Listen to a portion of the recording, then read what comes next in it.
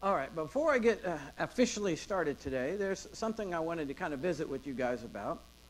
You probably have noticed over the past several years that I've been taking trips to Guatemala, I think 6 or 7 times in the last maybe 6 years, to the Philippines a few years ago.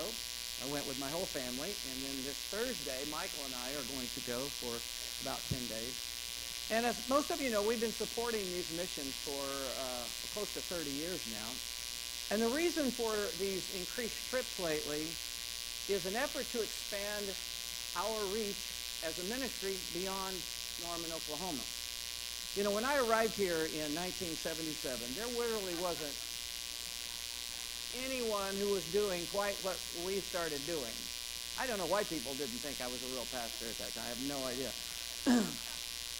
When I got here in 1977, every church was a traditional church. You know, everyone dressed up, the choir wore robes, and they sang hymns, and, you know, that's what everybody did. And we began to do something kind of different, very conservative theologically, but more contemporary in style. And God really used what we did, and we, you know, were able to reach a lot of people for the kingdom, and a lot of people who were far from God found God and became Christians. But, you know, over the years, a few other churches started doing some of the things that we had been doing, not exactly, but kind of similar. And nowadays, 40 years later, almost all churches, you know, have gone in this direction. Now, not all of them, or all of them, most of them maybe are trying to reach out to people who are far from God, but they're no longer traditional in style, but more contemporary in style.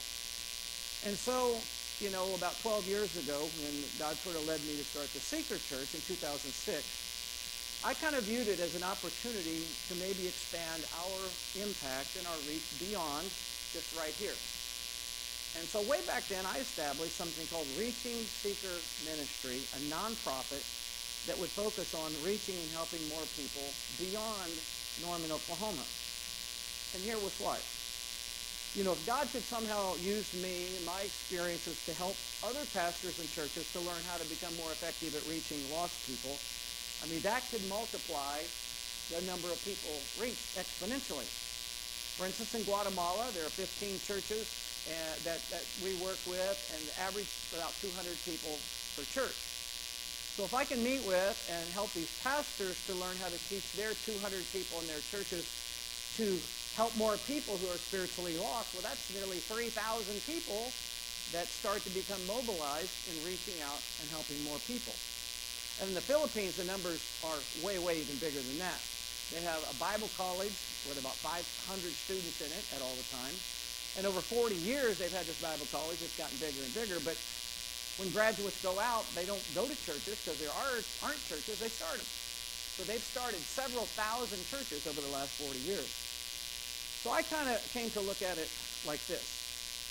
For 30 years, God used me primarily in Norman and the surrounding area. And while that will continue, you know, through the Seeker Church, I also have been gradually finding great opportunities, you know, beyond Norman. And that's why lately I've been gone maybe a couple of 3 Sundays a year more than I typically would. Phil comes and speaks. So you guys like him better than me, so it's not like a big deal to you guys. Very funny. Anyway, now while the Seeker Church continues to send monthly financial support to those missions, I don't use any church money for these trips. Instead, I've asked people outside of our church to make contributions to support Reaching Seekers ministry. And they'll give money for specific trips or maybe specific projects. And these are friends I've had maybe even since high school who gave several $1,000s when we went to the Philippines a few years ago. Most of it was paid for from friends from high school that I'm in contact with. I got a check this week from a kid. He's not a kid anymore. He's like 50. But it was in my youth group about 100 years ago. He sent a check for $1,000 for us to go to the Philippines, or for me to go to the Philippines. We're paying Michael's way. And there are people who have been a part of our church over the years when they were at OU or living in Norman. Now they've moved off, but they're still sort of in contact. That's who constitutes the Reaching Seekers ministry people who give. And I've used some of this in other ways. For instance, Cliff helped me to create a website where pastors anywhere, if they want, can use my talk series as a resource for their churches. And here's why. Lots of pastors are more gifted than I am in many different aspects of the church. But if Sunday after Sunday, week by week, month after month, year after year, the talks in the church aren't really very good, it's really hard to grow a church and to reach more people. And so I'm offering this just free to any pastors and churches that might want it. And we use some reaching seekers money to pay somebody to type up all these transcripts of my talks, and so they're free out there. This spring, Phil and I are going to experiment with doing what we're probably going to call Pastor Day-aways. This is when we were getting ready to play basketball before I was so severely injured. Anyway, Pastor Day-aways. And we're going to start here in Oklahoma, and we're going to get like 15 or 20 pastors to come. Maybe here, or maybe we'll meet them in Tulsa, or maybe in, McAllister, or maybe out in Enid, or some just different areas of the state. And try to help them with things like, why is ministry so hard? That's one thing that guys, it's a shock to young guys when they get in ministry and find out, man, this is nothing like what I thought it was going to be. We're going to talk to them about how to turn your vision that God has given you into reality. How to find that balance between the demands of your church and the demands of your family life and your marriage. And so we'll meet with them. We'll provide coffee and donuts in the morning and lunch. And it's all free. It will be free, paid for by people who support Reaching Seekers Ministry. Because, again, if God can use our experiences to help them and their churches to reach more and more people, then our reach and our impact beyond Norman, Oklahoma can be increased. And that obviously is really important to the kingdom as a whole. So to be clear, I am not leaving the Seeker Church to do Reaching Seekers Ministry. But with this trip to Guatemala we had in November, and then we're going to the Philippines here in a week or so, I just wanted to mention kind of the why behind these things are happening. And I do want to say, too, when we had a big church, it was impossible for these things to happen because there was so much going on. It would have been impossible for me to leave for a week and a half. I'd come back and the locks would be changed. It wouldn't have worked, But now, with our church as it is now, we can do this, and I'm really thankful for it. And I see it as a way that we can take what we do together collectively, and then I can go kind of as your representative to some of these places and meet with pastors and maybe hopefully help encourage them, but also help them to learn how. Some of them get so frustrated because their churches aren't growing, they're not reaching people, a bunch of things that just are defeating to them, and things that I can help them with from my experiences. So anyway, I wanted to mention that. Now, before we have the talk, we put a special video together just for you about anger. Here it is.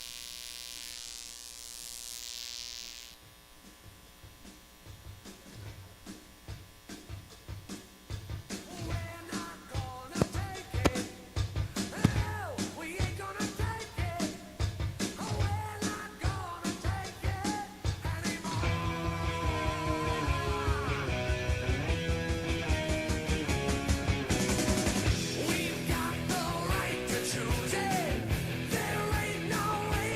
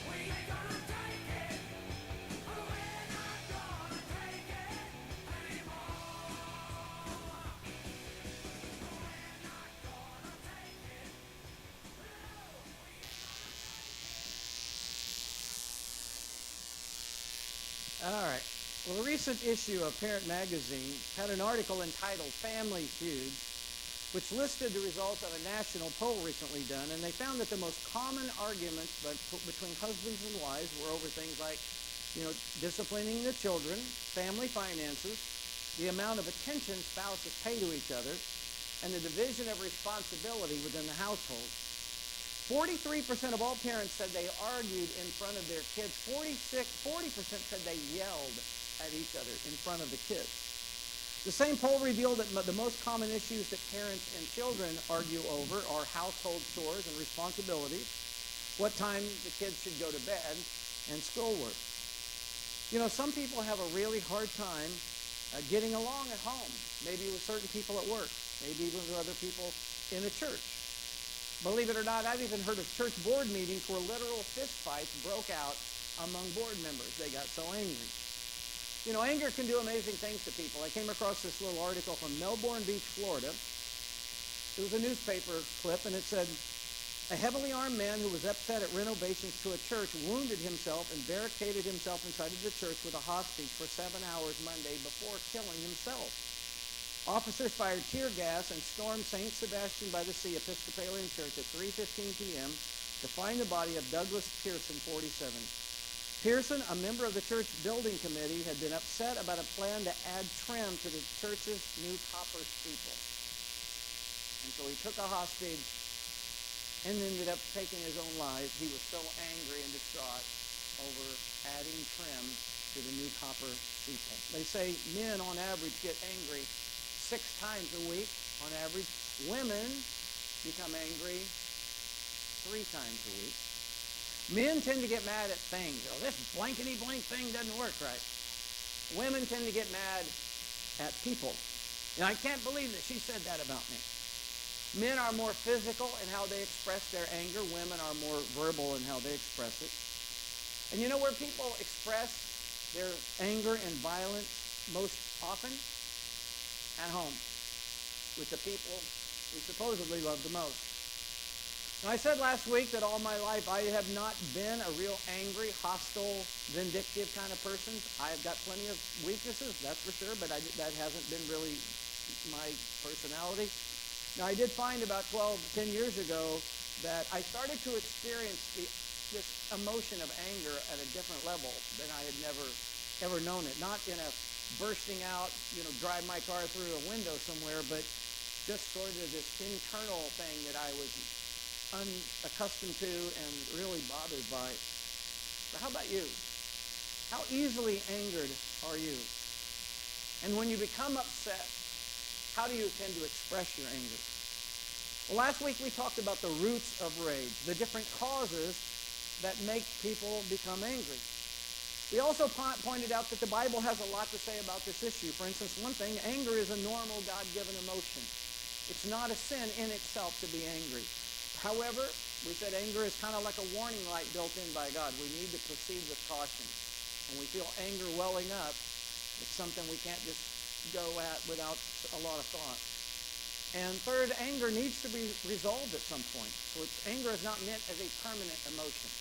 It's a temporary emotion. Well, today in part 2 of our 5-part series called March Madness, we're going to talk about what anger can do to you. Now, we all know that fuming, anger, hostile, enraged people do damage to the people around them. But all that animosity, all that resentment and anger, what does that do to us when we're the person who is angry?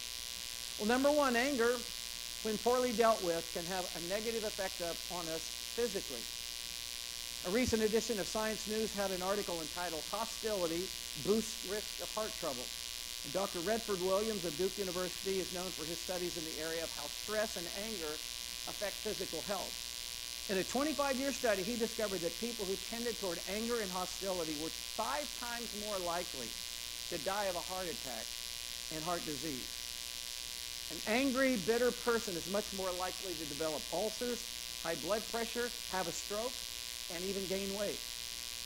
In fact, a study was conducted at the University of Texas Health Science Center in Houston that found that teenagers who don't manage their anger well are at a much higher risk of becoming obese. Did you ever think about there's only a 1-letter difference between anger and danger. And that's fitting. Because some people have such violent tempers that it's dangerous to be around them. But also scientists tell us that when a person becomes angry, when you or I do, there's a biochemical change that occurs in our body. Our temperatures rise, our heartbeat races, blood sugar increases, and that can result in high blood pressure, ulcers, headaches, heart attacks, and more. So anger is actually dangerous to you when you are experiencing it. Second, anger can affect us negatively emotionally. It can cause you to feel overly stressed, unhappy, lacking energy, and often even lead to depression. Next, of course, it can affect us relationally.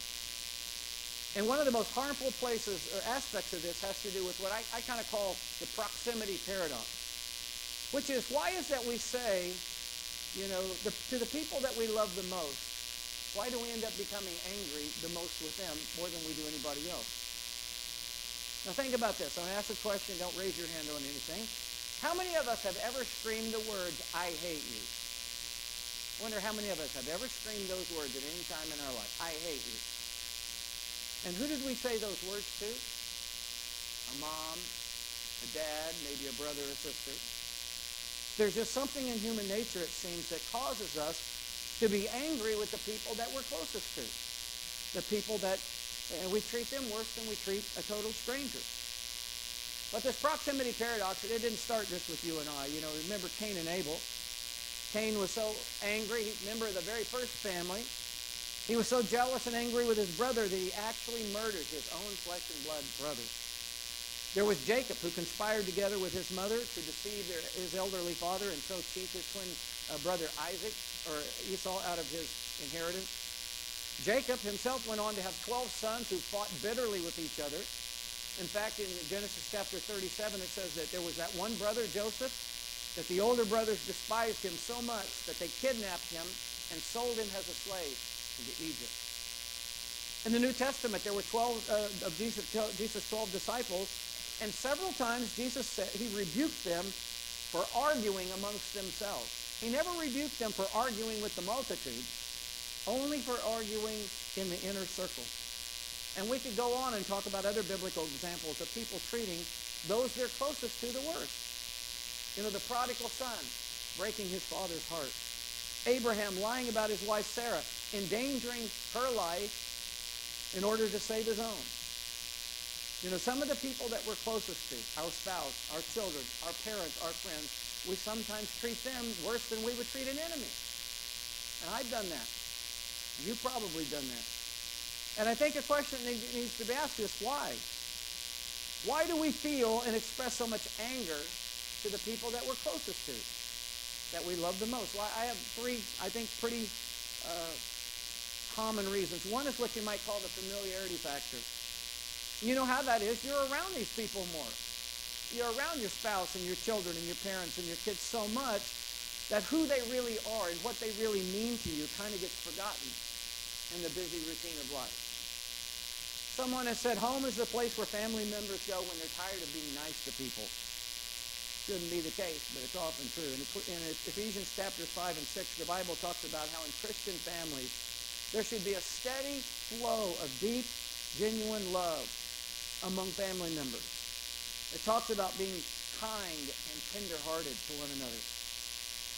Strong families function kind of like a gas station. And when your tank is running dry, you come home and you get it refilled. And what refills everybody's tanks is the giving and receiving of love. Words of love and affirmation, affection, serving one another, encouraging each other, eating together. The problem comes when dad comes home from work all day or whatever, and he's completely drained. He's exhausted. He doesn't want to pump love into everybody else because he's beat up himself. Mom comes home from work or whatever, and she doesn't want to pump love into anybody else either. And the kids come home from school, and they're angry and upset. They don't want to pump love into each other or the parents. Familiarity can work against tenderheartedness. We go home and we let down our guard. And before you know it, we're displaying mostly our hard-hearted side toward those we supposedly love the most. A second reason we oftentimes kind of project a kind and considerate personality in public and go home and are harsh and irritable and angry with our spouse or family members has to do with something we touched on last week about personality and temperament differences. When you're around the same people a lot, whether it be at home or on a team or with friends or at work, certain things about their temperament and personality start getting on your nerves. Maybe how they drive. It just you don't like the way they drive, or you don't like the way they flip channels, or you don't like the way they crunch ice. My family's always like to say they don't like the way I eat ice. I don't get it. But there's a lot of things, like if they're less neat than you are, if you're real organized and they're less neat, you don't like that. If they're more neat and organized than you are and you're kind of a slob, you don't like that. Our temperament weaknesses just start to rub on each other's nerves. And that comes from being around each other a lot. A third reason we sometimes treat the people around us the worst is because we simply become desensitized to each other. Now, growing up, I had 4 older sisters, 1 older brother.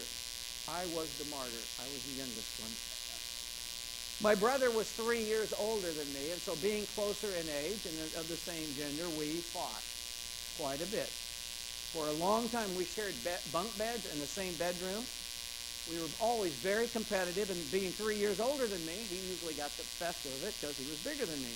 What bugged me the most, you wouldn't think about this if you met my brother now, but what bugged me the most about my brother was how greedy and possessive he was. For example, one time, back when we used to have a bottle, like a glass bottle of Coke in the refrigerator, and we were fighting over who was going to get it. And so as we were arguing, he popped the lid off and spit in it. He thought I wouldn't want it, but I said, I don't care, I'll drink it anyway. So, not thinking I would do it, he handed it to me, and I turned around and poured it down the sink. If he wasn't getting it, if I wasn't getting it, he wasn't getting it either. Now, you'd never spit in the drink of a total stranger, would you? But, your brother, we become family, we get desensitized to each other. And when you combine the familiarity factor with these temperament differences, with becoming desensitized to each other, it's not that hard to understand the why behind the proximity paradox. However, if that kind of interaction is allowed to continue unchecked, sooner or later, we're going to pay. It is going to have a negative effect on our family. In Mark 3, verse 25, Jesus says, if a house is divided against itself, that house cannot stand forever. When we use up all of our energy being nice to other people, and then we come home and take out of our anger and frustrations and irritability on family members, it does more serious damage than we think it does, particularly to children and maybe aging parents, certainly our spouse. I think it does more damage than we believe that it does. In contrast to that, in Psalm 133:1, the Bible says how wonderful, how blessed it is when people dwell together in harmony. All right, number 4 is how anger can have a negative effect on you financially. Here's a true story. There was a person very upset and angry about how they perceived things at work, and so they got angry one day and quit their job. Well, the company, in spite of how ugly this person's employment ended, offered them a very generous severance package. However, it was contingent upon that person refraining from doing anything or saying anything negative about the company during the months in which the severance money would be paid out. But this person had such an angry, bitter spirit that they did it anyway. And it got back to the company, and the company ended the severance agreement earlier. The person cost their family $20,000, $25,000 because of their vindictive, resentful spirit. That's amazing, isn't it? Couldn't keep their mouth shut for just a few months. Cost them thousands of dollars because of their inability to deal appropriately with their anger. Number 5, and closely related to that, is how people's anger can cost them vocationally. Every day people lose their jobs because of anger issues. Every day people get passed over for promotion and maybe a salary increase due to anger issues. What company or business wants to have employees who can't control outbursts of anger?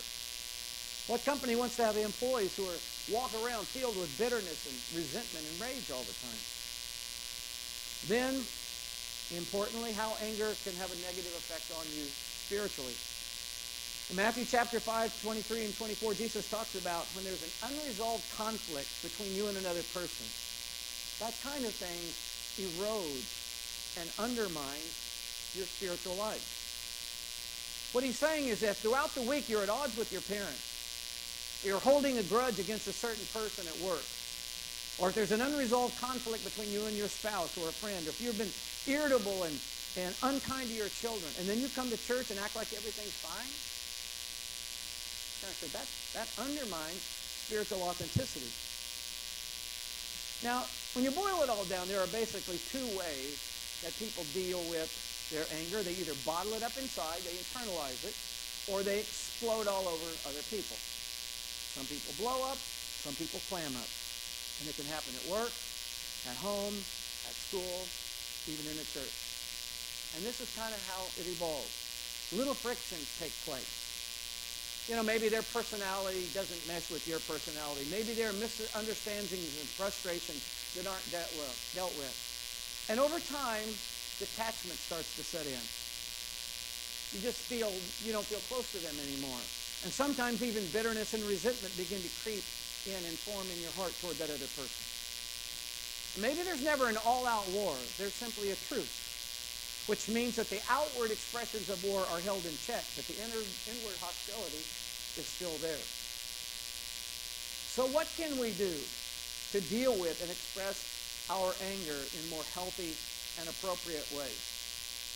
Well, fortunately, we don't have to go to flawed human beings like Dr. Phil or Oprah to find out how to deal with important life issues like anger.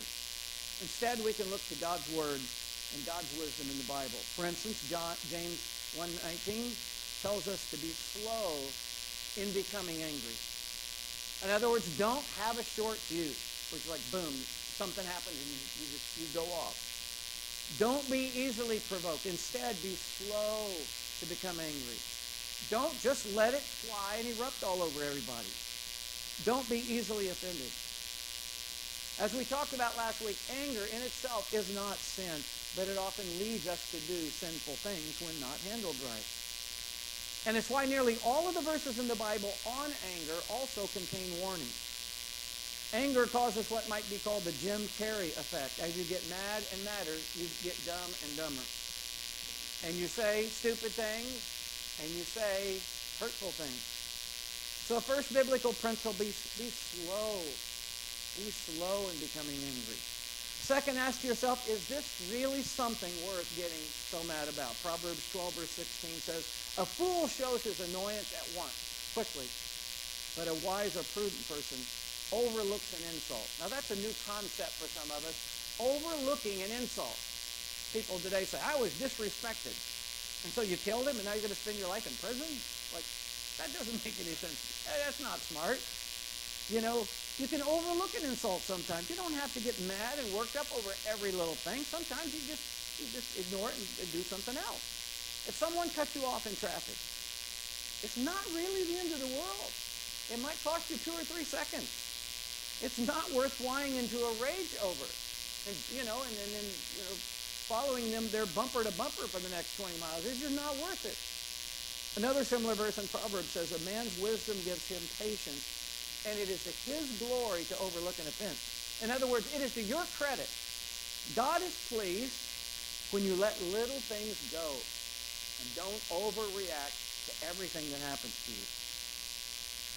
Well, next, what about the biblical concept of forgiveness? Now, I'm sure you're aware that for years banks have made available personal checks in a variety of colors and scenic backgrounds. You've all seen that. Probably many of us have those. Well, a while back, a bank in Marion, California made it possible for people to bring in their own picture and have it printed on their check. And hundreds of people were willing to pay this higher price for this unusual check. Well, one man made special checks ordered for one purpose only, and that was to mail his monthly alimony to his ex-wife. And the check had a picture of him kissing his new wife. That's a little spiteful. That's a little vindictive. Some of you are going, that's not a bad idea. Where do you get that? Forgiveness is not forgetting what happened. Rather, it is letting go of the pain caused by the other person. Number 4, don't seek revenge. Rather, leave that in God's hands. There used to be a primitive tribe in Polynesia that around the roofs of their huts they would hang various articles as symbols to remind themselves of injuries that had been suffered, wrongs that had been committed against them. And those tokens hung there so that they would not forget who had harmed them and not taken down until full vengeance had been gained. But notice in Romans chapter 12 where God says that he will avenge the wrongs done to us. Does that surprise you? That while we are not to try to get even with people who have hurt us, that God will? And shouldn't God just forgive people? Yeah, if they ask for forgiveness. But God is just. He's a just God. And justice means that those who hurt other people will in some way, shape, or form suffer some consequences. We are told not to seek avenge ourselves, not to lash back, not to retaliate. Rather, that's God's job to mete out justice. And God's wrath is much more effective than yours or I would ever be. Now, I'll be the first to admit this is not easy. This biblical principle is not beginner's level Christianity. Answering hate with love can be very powerful, but to be honest, it is beyond most of us to do that. To love like that, we need to tap into a different source of love other than our own human love. And that different source is God alone. Romans 5 verse 5 says that God pours out his love into our hearts. He pours his love into our hearts, and that's what empowers us to be able to forgive. Even people who intentionally hurt us, God gives us the power to take his love to forgive us when we intentionally did things, to defy and rebel against him. And he gives us a love that eventually maybe gets to the point where we can forgive someone who intentionally harmed us. It always bothers me when people say, Christianity is for weak people. I think it's just the opposite is true. It's much easier to hate people who've hurt you. It's much easier to try to extract revenge on them than to try to forgive them and maybe even feel love for them. Let me ask you, who in your life can you think of who has really wronged you in some way? Maybe it was maybe your parent, one of your parents. Maybe it was a coach or a teacher. Maybe it was an ex-spouse. Maybe it was someone who at work who betrayed your trust. Maybe it was even another Christian. Maybe it was a family member or relative who really wronged you in a serious way. Well, it's natural for us to want to get back at them. It's normal to want to see them pay for what they did. But that's not God's way. He says, leave it in my hands. I'll take care of it. God doesn't mean that he's going to take it easy on them. Vengeance is mine, says the Lord. He'll see it to the person who hurts you gets what they deserve. You see, he is able to mete out justice without being scarred by it. We are not able to do that. When we try to get even with other people who've wronged us, it fills us with animosity and ill will. It doesn't do that to God. He simply punishes that person in proportion to what is just. That's why we are to leave those things in his hands. Fifth scriptural principle concerning anger is this. Romans 12 verse 18 says, if it is possible, as far as it depends on you, live at peace with everyone. I'm really glad that Paul admits here that sometimes it's not possible to live in peace with everyone, because there are some people in life who actually prefer conflict over peace. It's hard to get along well with people like that. They're just combative, bitter people who are virtually impossible to have a good relationship with. So Paul says, the scripture says, live at peace with everyone as much as it depends on you. Sometimes it can't really happen, but do your best. God understands. That's the gist of that. Anger, whether you're the blow-up type or the clam-up type, anger can be very destructive to the people around you if you're the blow-up type. And whether you're blow-up or clam-up, it can be dangerous and destructive to you. Anger can. When you're filled with rage and resentment, it will bring harm to you physically, emotionally, relationally, financially, vocationally, spiritually. There's a high price to pay for continuing to walk around with anger in our hearts. This week I read that a rattlesnake, if cornered, will sometimes become so angry it will bite itself. You know, most anger is a dead-end road. Animosity and bitterness, grudges and hostility, resentment and retaliation, they all take a toll on you. They rob you of inner peace. They make you miserable and unhappy. So, today, I hope we can all agree together to say, I don't want to be like that. I want to aspire to the kind of wisdom that the Bible talks about. And I want to rise above those kinds of things with God's help. That's what I want. I bet you all feel the same way. Well, we're going to have a potluck first. But I have a video somebody sent me this week in honor of the prayer for the potluck. And we're going to show you this little video. Then I'm going to have the actual prayer, and then we're going to have the potluck. So, there we go. Lord, thank you for this lovely meal that you have blessed us with, Lord. Lord, we just ask that you bless it to our bodies, Lord. That you, that we just glorify you in all we do, Lord. Lord, hold on, don't laugh. Close your eyes and pray. And Lord, we just pray that nobody's eating with their eyes closed, pretending like they're praying, Lord. Why? Why, Lord? Why? Lord, we just ask that you let this meal give us strength and health and not weakness or sickness, Lord. And Lord, we trust you. We love you. We just ask that you bless us, oh God. Bless us. Read my prayer right here, okay? While we stand up, we will have our closing prayer. We need a little help bringing tables in here and throwing chairs around or whatever you want to do. I mean moving chairs around. So if you want to help with that, but stick around if you can. Even if you didn't bring any food, it doesn't matter. We always have a lot. Lord, today we want to particularly pray for those here in our church family who, for reasons maybe they don't completely understand, but really wrestle with either outbursts of anger, becoming physical and aggressive when they get angry, or maybe they internalize it and it just poisons their spirit. Well, Lord, all of us wrestle with it, but some more than others. And God, we just pray today you would use what we've talked about, these powerful scriptures that contain such incredible wisdom, that God, over time, you would transform us from the kind of persons that we've been to the kind of persons that you want us to be. And that we won't allow bitterness and revenge and rage and runaway frustration and hostility to dominate our lives or to affect our families or to affect the people around us that we really love. Lord, we are grateful for the chance to get to talk about these important issues. Lord, as we now stop and share a meal together, we're thankful, God, that every single day, every one of us in here has plenty to eat, more than we need.